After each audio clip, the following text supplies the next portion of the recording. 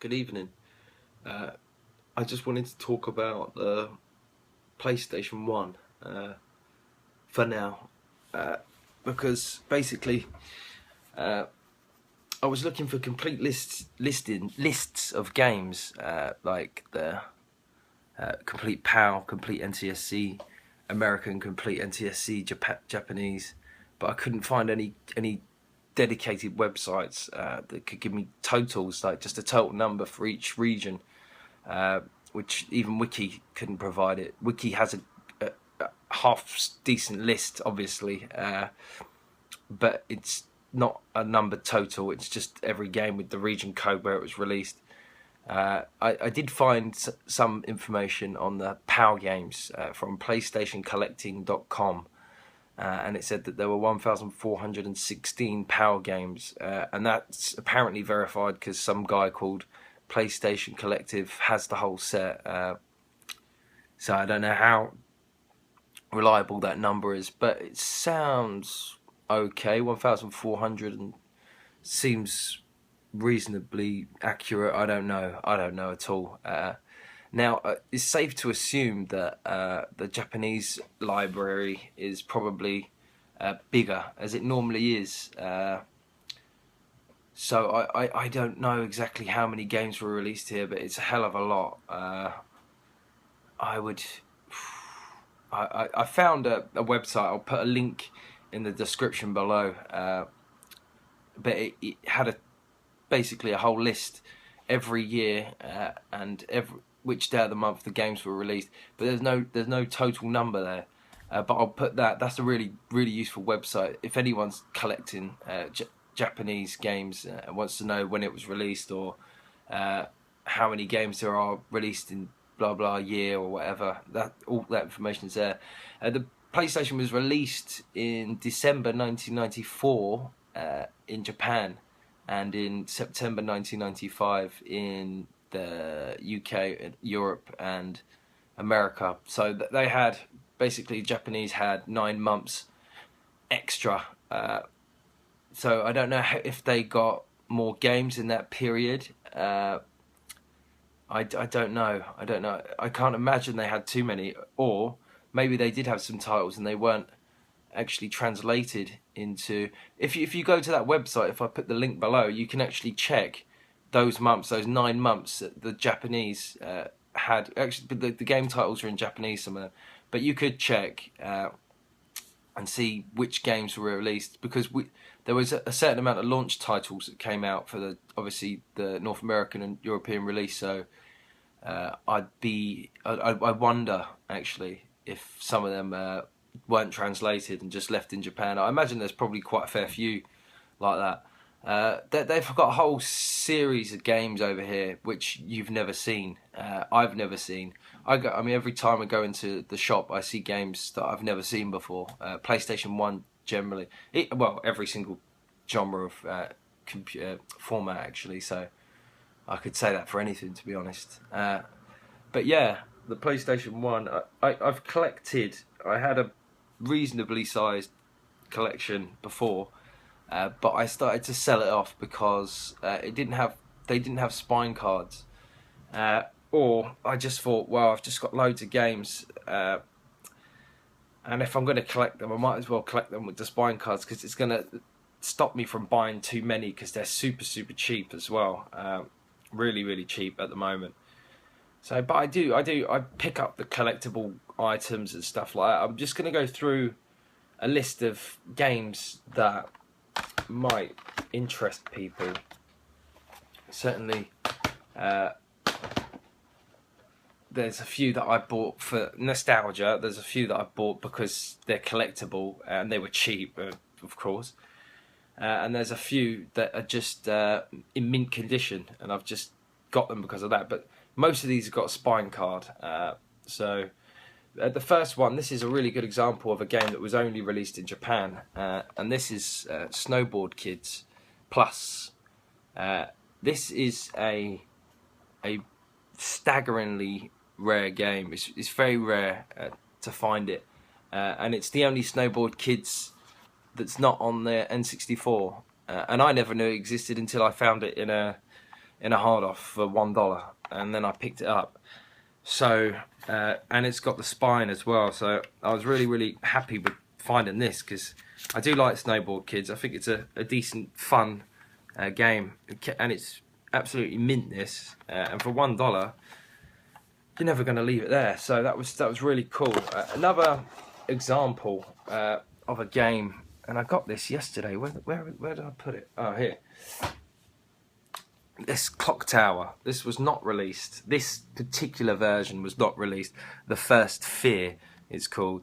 This was not released in the UK or America. They did have clock towers. I think we had a clock tower in the UK as well. But this one, I picked this up yesterday actually for 90 yen, which is like even less than $1.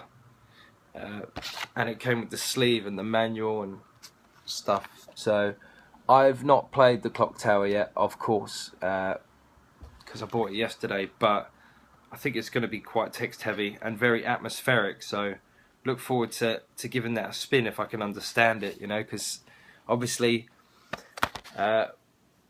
collecting for the Super Famicom, the N64 is one thing, because the games are quite rudimentary, and I've played most of the games in English anyways, so for me it's kind of a lot more straightforward. Collecting for the PlayStation 1, there was a whole different kettle of fish really, because the games became a lot more complex, and they started to bring out adult games, survival horror games, you know, Silent Hill and stuff like that. Silent Hill, Kudelka, and yeah, Resident Evil, stuff like that. Just adult themed games that obviously you would never find on the Super Famicom or the Super Nintendo. If they tried to do that, it would probably come across as quite funny, like Doom, I suppose. That pixelated blood, you know, it just looks kind of comical instead of scary or threatening.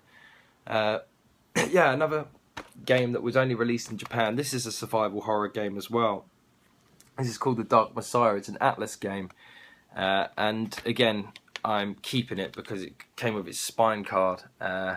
Clock Tower didn't, but I don't think it matters.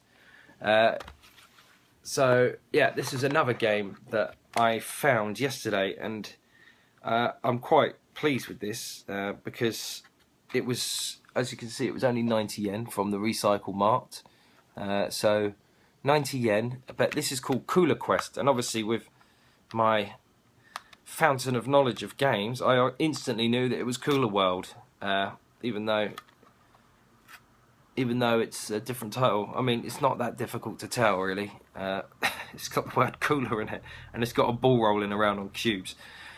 So yeah, I just, as soon as I saw that, 90 yen, I didn't even have to check how much it was going for or anything like that, because once I got home, noticed it's got the spine, so it's going straight in the collection, that, so pretty pleased with that. Because that's a quirky little number, you know, and it's always good to collect the quirky little numbers, really. That makes it a bit more fun. I got Destruction Derby. This was basically for nostalgic reasons, because Destruction Derby is a legendary game, actually, and I played a little bit of it the other day, and it was fun as well. So yeah, when I went to Hard Off that day, to find Snowball Kids Plus. This was a while ago. I found Motor Toon 2, which is a fun, cartoony sort of racing game. The cars bend kind of funny when you go around corners, but this is number 2. This is really quite a rare one. For God's sake, something wrong with the box. So I just picked it up because it's quite it was only $1, and obviously I'm not going to have too many issues with understanding it, because I think most of it's probably in English, actually, this game. I think I played the first one and it was in English, or very minimal amounts of Japanese anyway. So yeah, there's certain games here that you could play. I mean, Snowball Plus Kids you could play. Cooler Quest, I'm sure you could play without skill of the Japanese skill. Destruction Derby, easy to play. Obviously, Suikoden 1, obviously not so easy to play, but I picked Suikoden 1 up because it's got a chart. It comes with a chart with all the characters on. Now we didn't get this, I know that, or maybe we did, but it didn't come with my Suikoden 1 when I was in the UK. So it's really cool. It's got every single of the 108 characters, and that's inside the box. So I don't have the spine card for that yet, but obviously I'm keeping that because it's got all its inserts and it's really nice condition, and it's Suikoden as well. So ESPN Street Games. This is basically one of my favourite games when the PlayStation came out. I think this was released in 1995. Yeah, 1995. I remember playing this for hours and hours and days with a couple of friends, and it was really good. I don't have the spine for this, but I do have the stickers. Not that impressive, but I mean, this game's not particularly rare or it's not particularly valuable, but it's got that. I love the game, obviously, and that's why I bought it, and I do pick it up and play it every now and then. It's a really good, fun game. Like, maybe if you haven't played it before, maybe if you play it, you might not like it. But if you played it before and you loved it, if you play it again, you'll still love it. But again, you might still love it. It's a bloody good game. That I love it. And this is not my star buy, but this is a game that I basically love, and I did play so much of this, the original Grand Theft Auto for the PlayStation 1. Now this is obviously the Japanese version, and it comes with the spine card. The spine card's behind the inside, and it's in really good condition. So the game's actually, surprisingly, the text, I played it, the text you can even see on the back there. I won't get the glare of me coming back, and that toothbrush. I don't use it to brush my teeth. It's used to clean Super Famicom cards. But the text is actually Japanese. So someone actually translated that game, and that was released in 1997. Okay, so they had like 2 years from the release. So that came out quite a fair bit. Maybe it was maybe it came out earlier in our region.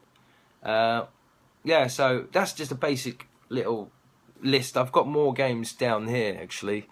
I'll just grab a few, but most of them have got their spines. But so there's just Final Fantasy International 987, of course.